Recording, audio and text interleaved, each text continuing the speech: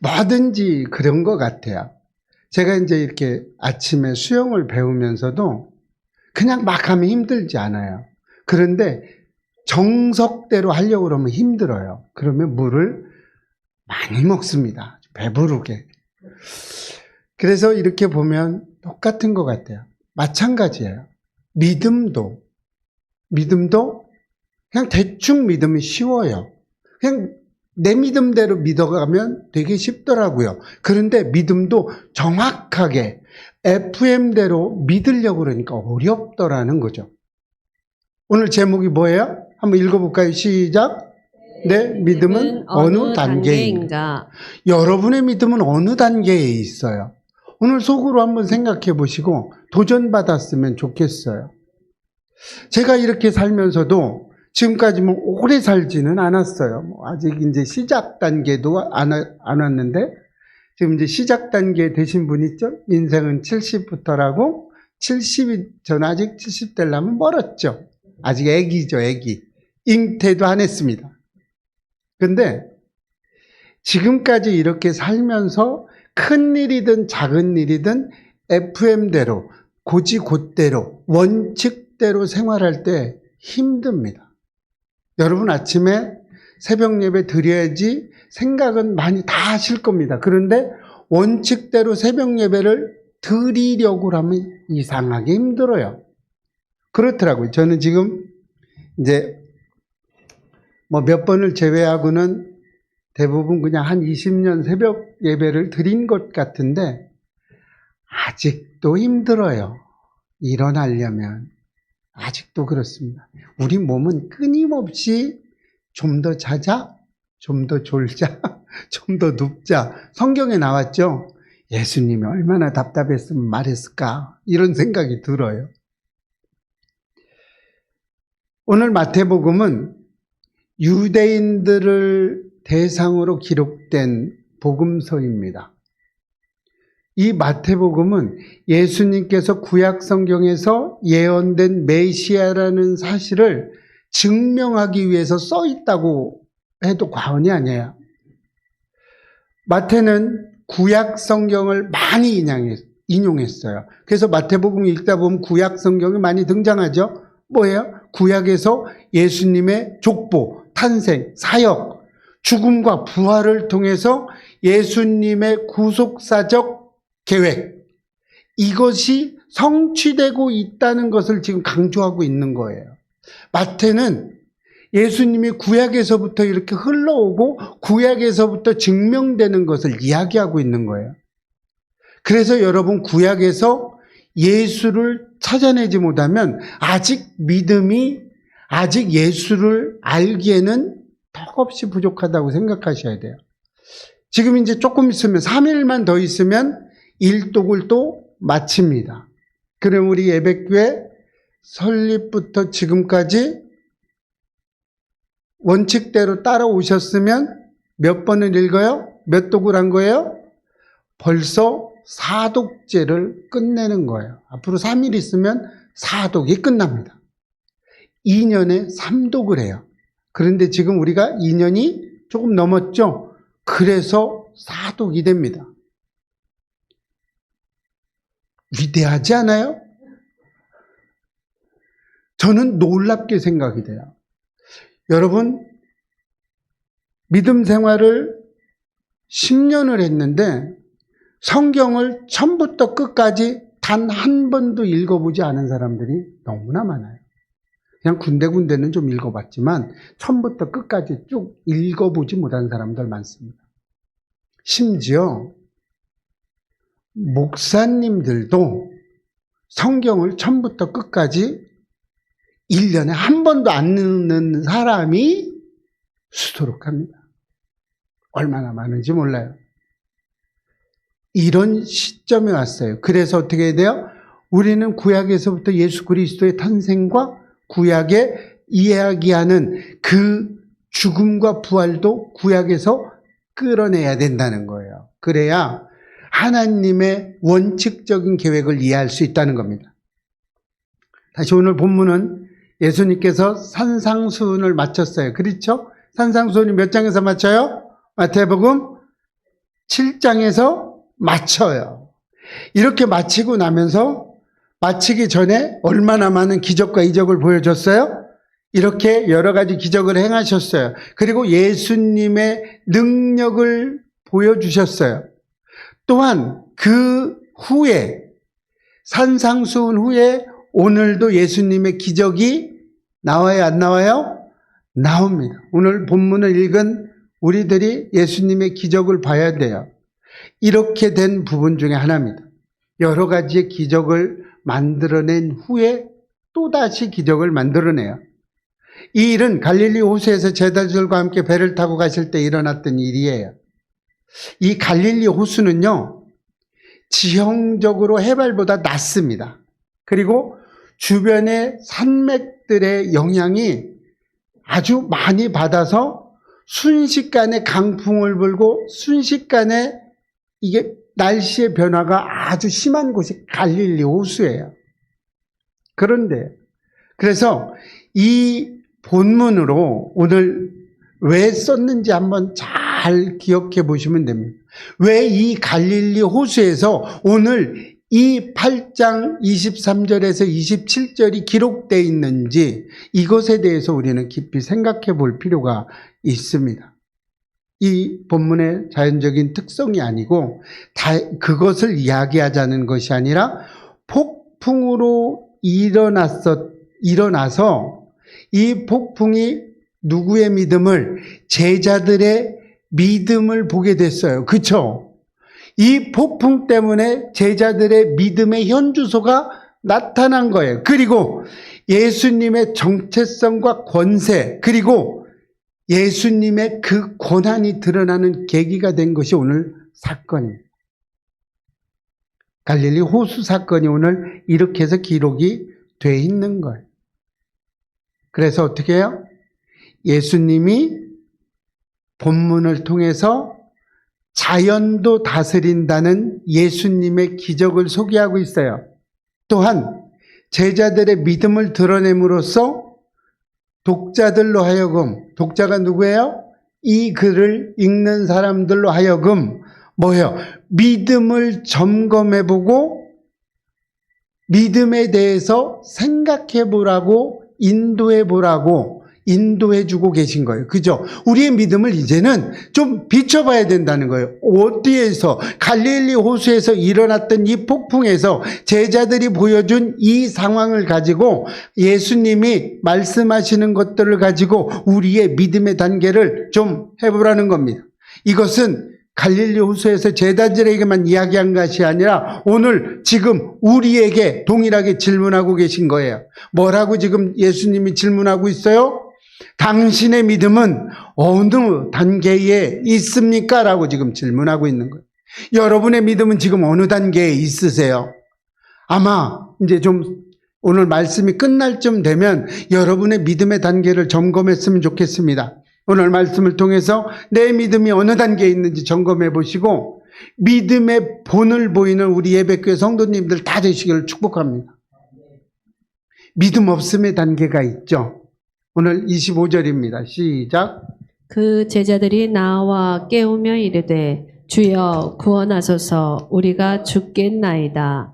제자들이 풍랑 가운데 배가 물에 잠기게 되자 어떻게 했어요? 예수님을 급히 깨우며 뭐라고 해요?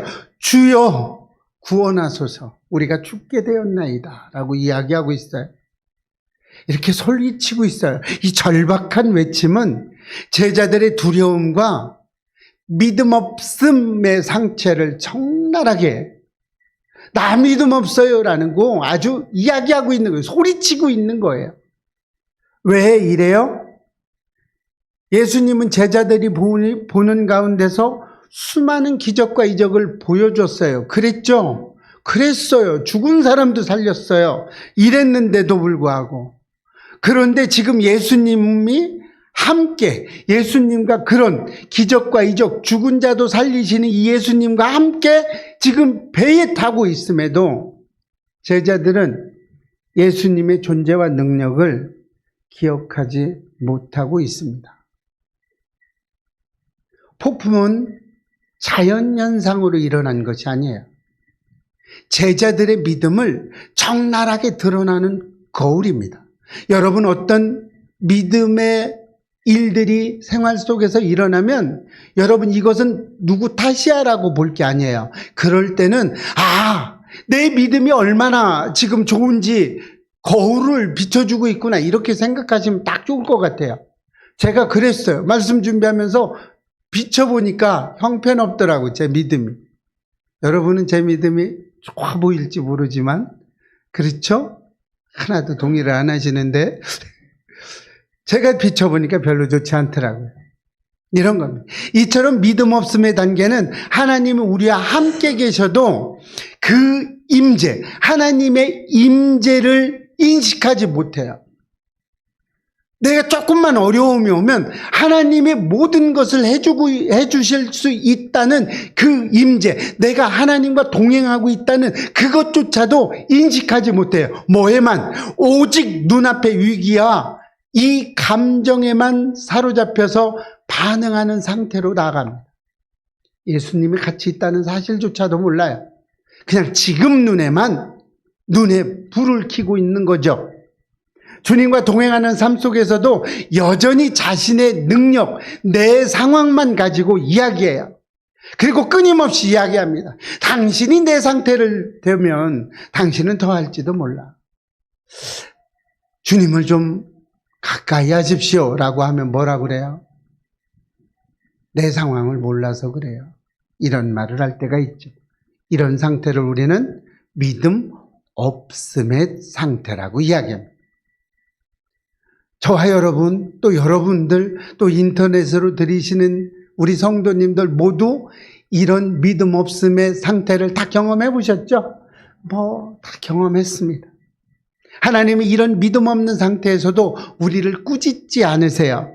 그리고 일으키시고 구원의 손길을 내밀어 주셨어요. 이스라엘 백성들이 애굽에서 출애굽한 후에 홍해 앞에 서게 됩니다. 애굽 군대가 출격해오는 상황에서 이스라엘 백성들은 두려움에 떨며 모세에게 불평을 하기 시작합니다. 읽어보겠습니다. 출애굽기 14장 11절입니다. 시작. 애굽에 매장지가 없어서 당신이 우리를 이끌어내어 이 광야에서 죽게 하느냐. 얼마나 기가 막힌 이야기예요. 그동안에 출애굽을 시키면서 만나를 주시고 메추라기도 주고 다 줬어요. 그죠? 그리고 이제 시작점에 와서 10가지의 기적을 보이고 지금 출애굽을 했어요. 그랬는데 애국 군대가 쳐들어오자 두려움에 떨기 시작하죠. 그리고 홍해가 앞에 딱 부딪혔어요. 그러니까 이제 또다시 불평불만을 하게 됩니다. 하나님의 구원하셨다는 사실조차도 쳐다보지 못해요. 지금 내 앞에 있는 이 문제가 너무나 큰 거죠. 이 홍해가 너무나 커 보이는 거죠. 예수님의 하나님의 그 큰 능력 모르는 거예요. 기억도 못하고 있는 거예요. 지금 내 상황이 문제인 거죠. 이렇게 갔어요. 모세는 그들에게 두려워하지 말고 하나님의 구원을 지켜봐라 이야기를 해요. 그러자 하나님이 어떻게 해요? 호수를 건너게 하죠. 건너게 합니다. 그래서 이 홍해를 가르셔서 건너가게 해 주셨어요.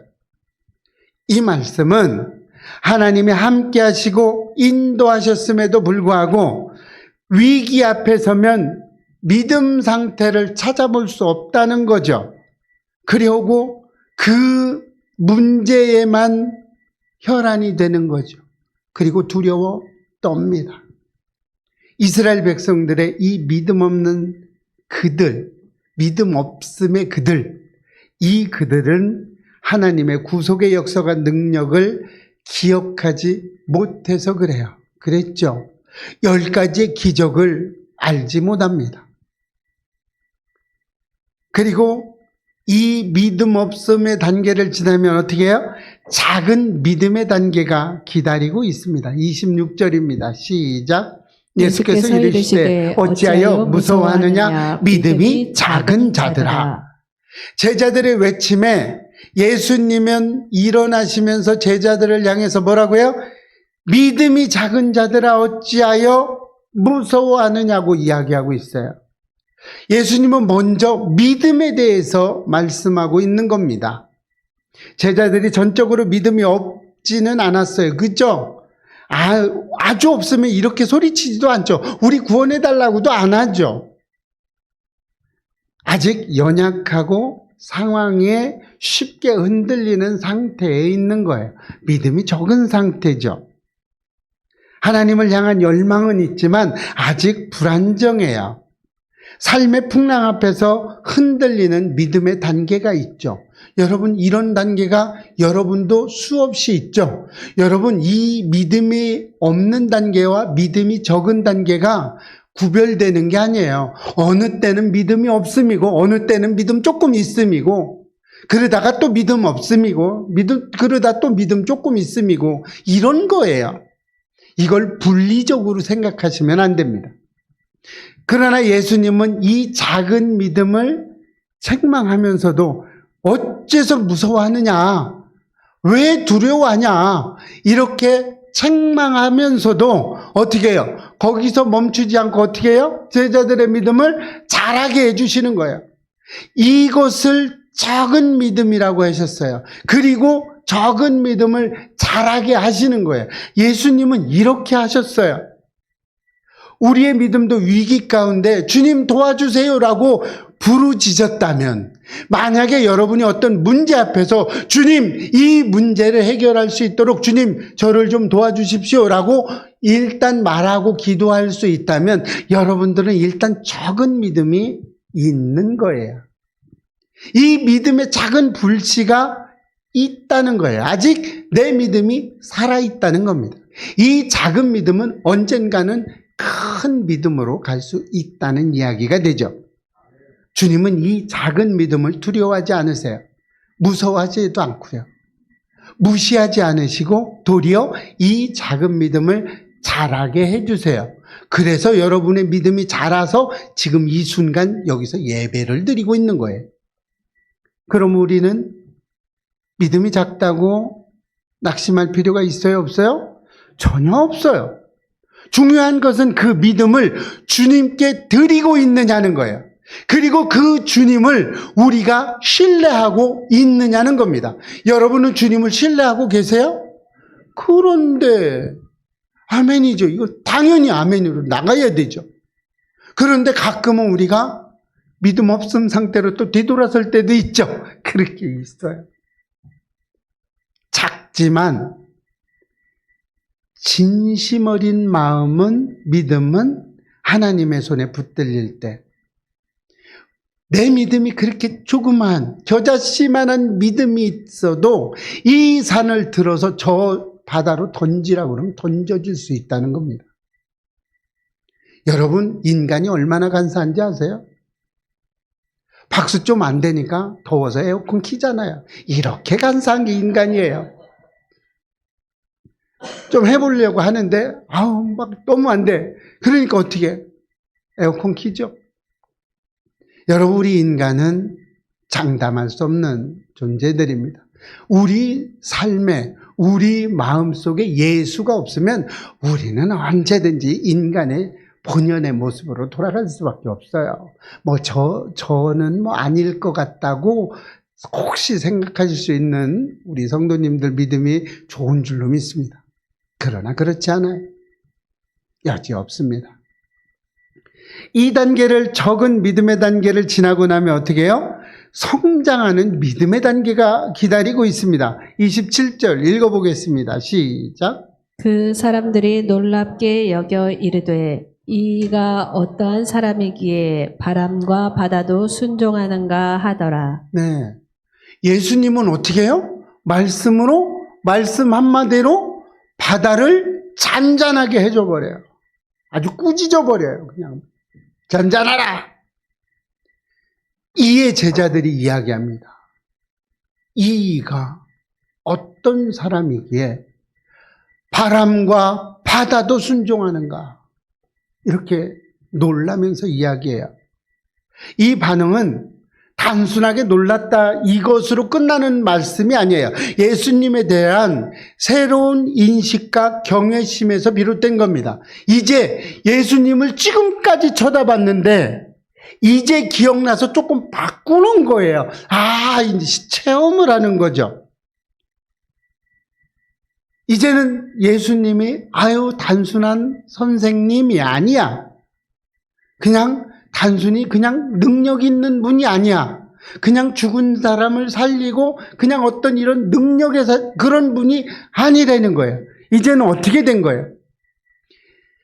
자연까지도 다스리는, 천지를 다스리는, 바람까지도 다스리고 바다도 다스리고 모든 것을 다스리는 전지전능하신 주권자이심을 지금 체험한 것입니다. 여러분의 삶 속에서 예수님의 이 전지전능하심을 체험하신 적이 있어요? 저는 자주 있습니다. 저는 운전할 때마다 있어요. 저는 대전을 내려갈 때마다 있고요. 용인을 갈 때마다 늘 너무나 감사해요. 사람들은 모르죠. 고속도로 타면 다리가 아파요, 저는. 그런데 몰라요. 제가 내색 안 해요. 그런데 끊임없이 저는 기도하면서 운전을 합니다. 그럼 어느 순간에 다리가 안 아파요. 그냥 가요. 이 반응, 새롭게 인식되는 이 반응이 저와 여러분에게는 매일 일어나야 될 줄로 믿습니다.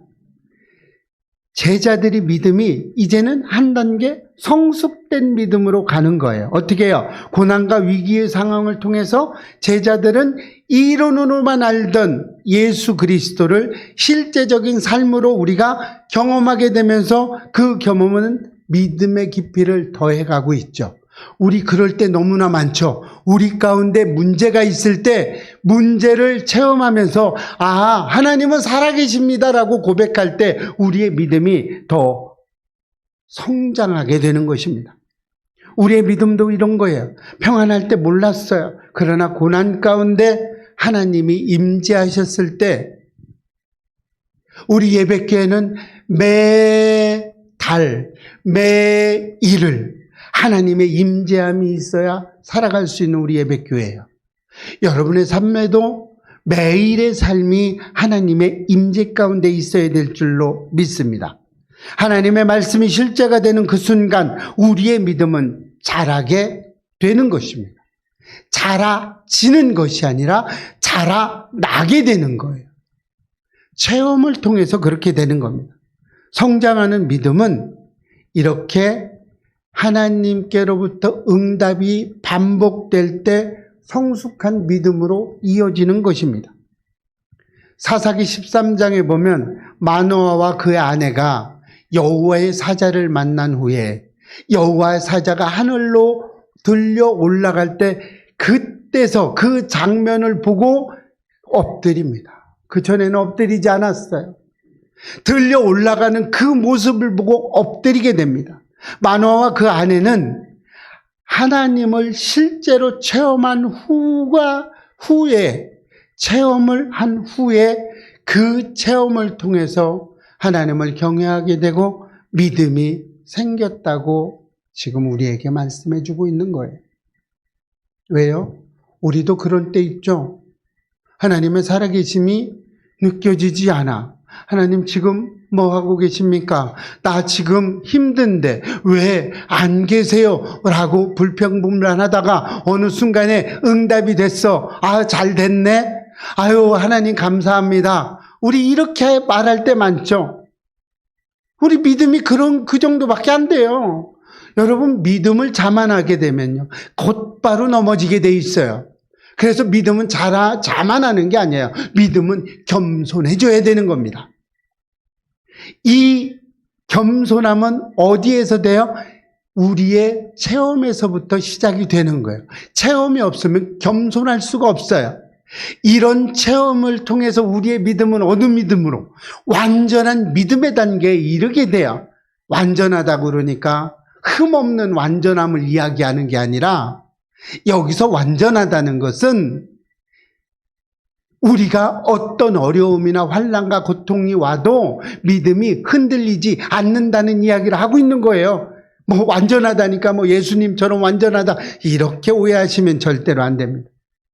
이 단계는 어려움이 와도 내 마음이 평안하다 이런 거예요. 풍랑이 일어나고 있는 그 순간에도 예수님은 어디에서? 배에서 주무시고 계셨어요.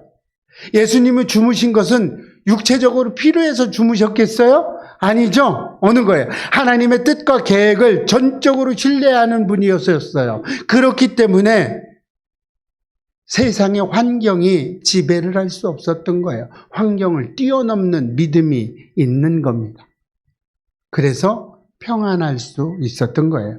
예수님은 제자들에게 이와 같이 평안을 본보기로 보여주고 계신 거예요.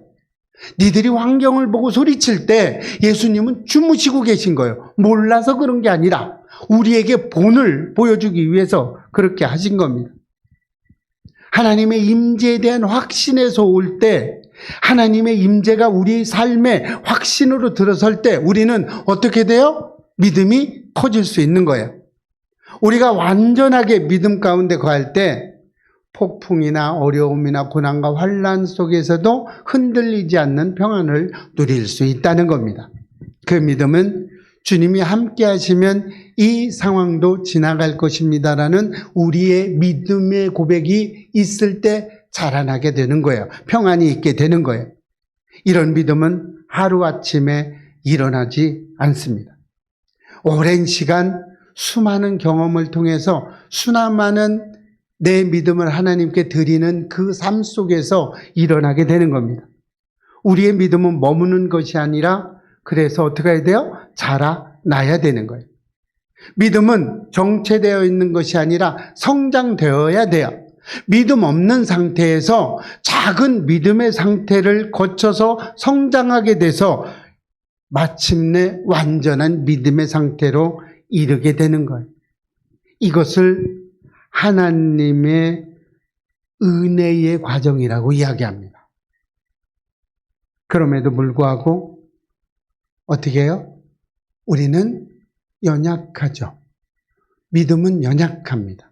우리는 연약해요. 그런데 하나님은 우리의 믿음을 어떻게 해요? 성장하게 합니다. 믿음은 감정이나 생각으로 하는 게 아니에요. 삶의 방향이라고 생각하시면 됩니다. 주님을 향한 전인격적인 신뢰가 바로 그 믿음입니다. 그 믿음을 붙들고 오늘도 내일도 모레도 주님을 따라가는 저와 여러분의 삶이 되시기를 주의 이름으로 축원합니다.